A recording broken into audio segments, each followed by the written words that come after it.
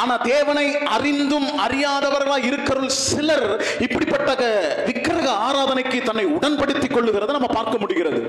வீட்டில் எந்த உருவ படங்களையோ இயேசுவை போல இருக்கிற உருவ படங்களையோ நீங்க வைத்து அதை வழிபடவோ அதை நமஸ்கரிக்கவோ நீங்க ஒரு நாள் என்ன பண்ணிட கூடாது, இடம் கொடுத்துடவே கூடாது. அப்படி யாரா வச்சிருக்கிறீங்களா வீட்டில்? இல்லைன்னு சொல்றோம், கை உயர்த்தி ராமன் சொல்லுங்க பாப்போம். ஆமா, இயேசு கிறிஸ்துவை போன்ற படங்கள் மற்றும் சிலைகளை செய்து வீட்டுக்குள் வைத்து அவைகளுக்கு மாலை போட்டு மெழுகுவர்த்தி வைத்து வணங்குவது என்ன? விக்கிரகம். இயேசு கிறிஸ்துவ உருவமா வணங்கி அதுக்கு முன்னாடி மெழுகுவர்த்தி வச்சு அதை நமஸ்கரிக்கிறது, அது என்னன்னு சொல்லப்படுகிறது? விக்கிரகம்.